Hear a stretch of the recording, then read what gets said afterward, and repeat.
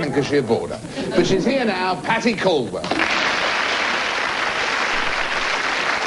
Our third panellist tells me that if he had his life to live all over again, he'd make the same mistakes, only sooner. The Lord of the Lens, Patrick Lichfield. Let me tell you a little bit about the old game. With the help of these magic keys, we'll be taking a careful look inside two fascinating homes. And that should tell us something, maybe quite a bit, about the person or persons who live there. All our friends over here have got to do is try and work out who that is. So let's join Loyd right now at house number 1. And watch closely, because remember, the clues are there as we go through the keyhole.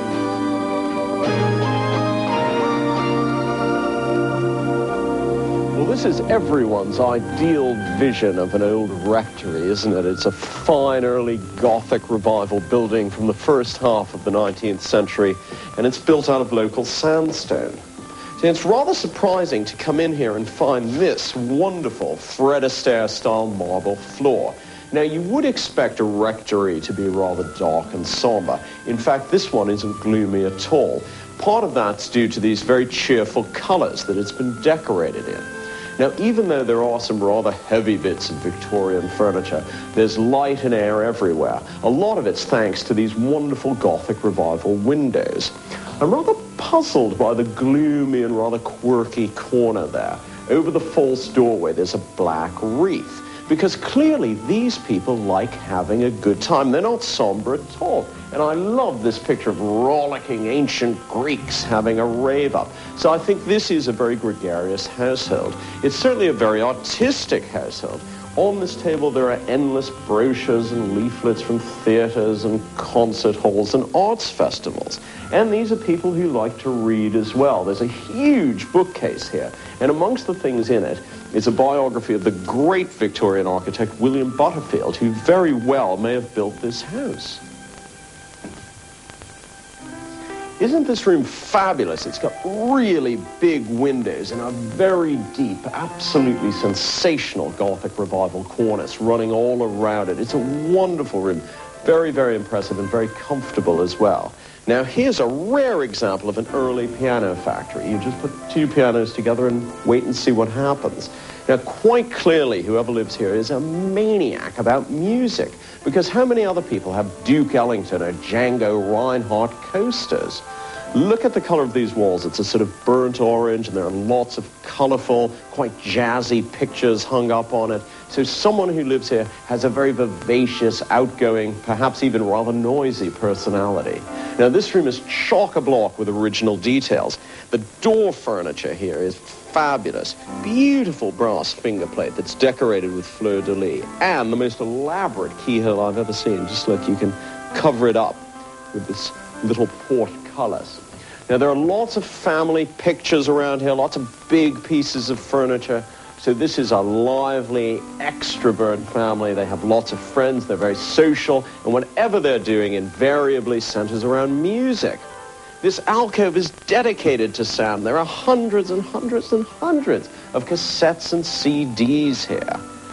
These people are always on the go. They like doing things. They like traveling. There's a great heap of travel books. They're very cosmopolitan. They're very sophisticated. They always have to be doing something. They're quite a restless bunch. There's a great collection of glass bells on the mantel, and that shows once again that sound is a very, very central activity here. Now, on the surface, this room looks very conventional, very traditional, very old-fashioned. It's got Victorian furniture, Staffordshire dogs, all the things you'd expect to find if a bishop or a retired brigadier general lived here. But underneath the surface, and not very far underneath at that, a rather zany sense of humor is lurking. Otherwise, how do you explain the way the chandelier's decorated?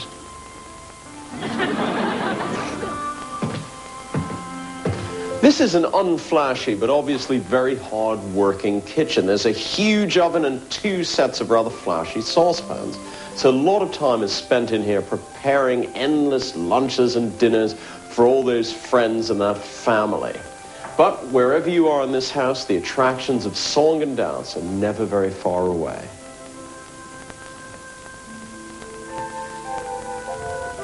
This is quite an impressive millinery tower. There's a hat here for every occasion. So someone in this household is rather a snappy dresser. Now, there's even music in the bedroom. In this case, it's an African thumb piano. The reading material here is very highbrow. There's Ronald Dworkin, Germaine Greer, and George Eliot. So intellectual interests are important too. Let's look at the clues. The love of the footlights, the mating pianos, the travel books. Who lives in a house like this? David, it's over to you. Well, thank you very much indeed, Loyd. And now for our home and studio audience, though not for our panel. Here's whose house it is.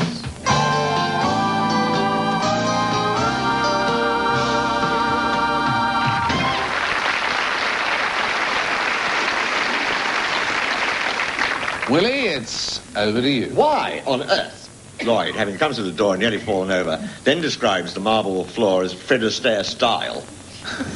What Fred Astaire had to do with marble floors, only Loyd would know. In fact, he remained upright, I think is something of a tribute to him. But otherwise, but dancing seems to play some part in it. Would not be right in thinking one is looking for a dancer. Somebody who has danced. No. You're not very good at this, are you? I begin to hate it. Maybe you need a bit of help from young Pattie. I think I need to go home. I think the two mating pianos are a better clue, aren't they?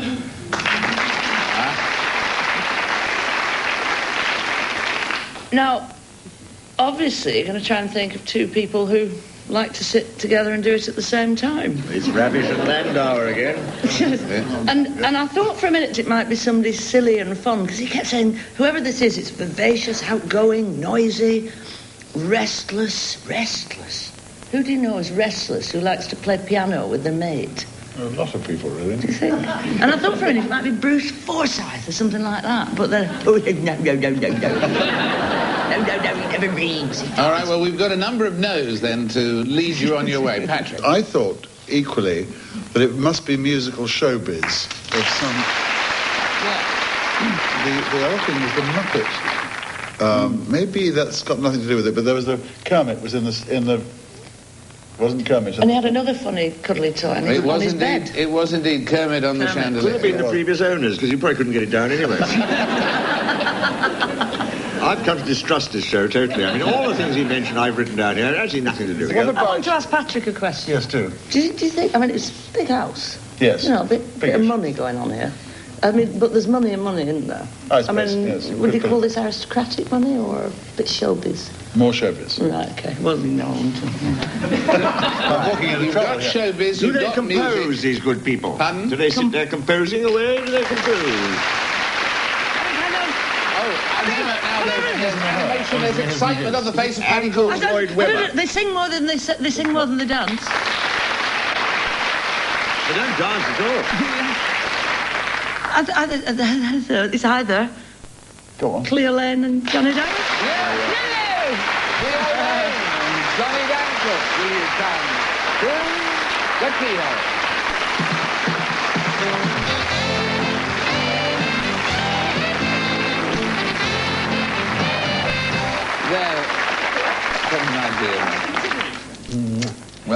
Welcome, my dear Johnny. Welcome. Well, once they put together the music and the two people and so on, they were there quite quickly then. But you were onto the twin piano. Do you play the piano as well? No, I mean, John's there because Laurie Holloway and his other musician friends come and they duet when we have parties. But one's a very old piano, more of a museum piece, grand, and the other one is a modern one. So rather than dispense with one, we put them together to make some little pianos. Yeah. Works a treat. It's a bit of a shame. How long have you been there in that house? Lovely house. 21, 22 Over 21 years, and we moved there to start our theatre.